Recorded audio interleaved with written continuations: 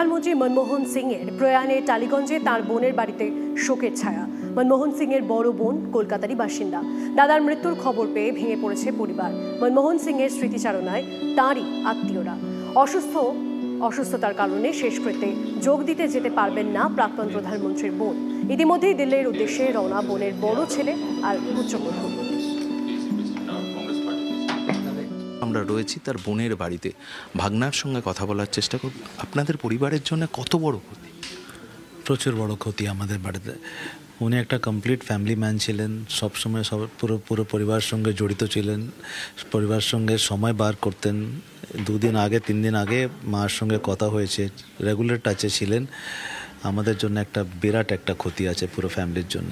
बचपन से हमारे साथ हम तो उनको देखे हैं सब तरफ से। যখন একটা গভর্নমেন্ট অফিসার ছিলেন, ব্যুরোক্র্যাট ছিলেন, তখনও বাড়িতে আসতেন, তখন ইজি ছিল বাড়িতে আসা, মার সঙ্গে দেখা করে যেতেন। তারপর যখন ফাইন্যান্স মিনিস্টার হয়ে গেলেন তারপরে তখনও আসতেন। অ্যাজ এ প্রাইম মিনিস্টার উনি সময় বার করতেন, খুব অসুবিধা হতো বাড়িতে আসার। তো আমাদের গভর্নর হাউসে ডেকে নিতেন, আমরা ওইখানে বসে সব পুরো ফ্যামিলি একসঙ্গে বসে ওইখানে ওনার সঙ্গে দেখা করতাম, কথাবার্তা হতো।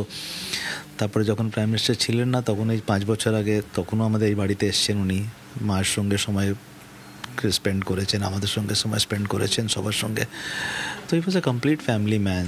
যখনও ফ্যামিলিকে দরকার পড়েছে উনি কোনোদিন নিজে ব্যস্ততা দেখাননি, কোনোদিন এরকম আমরা শুনতে পাইনি যে আমি ব্যস্ত আছি, আমার কাছে সময় নেই। ওনার ভগবানের আশীর্বাদ বলতে পারেন, ওনার যে গুণ আছে, এত ভগবান ওনার সঙ্গে এত যে ওনার মাথায় হাত দিয়েছে, সেটা আমি নিজের লাইফে এরকম লোক মানে ভাবতেও পারি না যে কেউ হয়েছে আর সামনে দেখতেও পাচ্ছেন এরকম কেউ হতে পারে।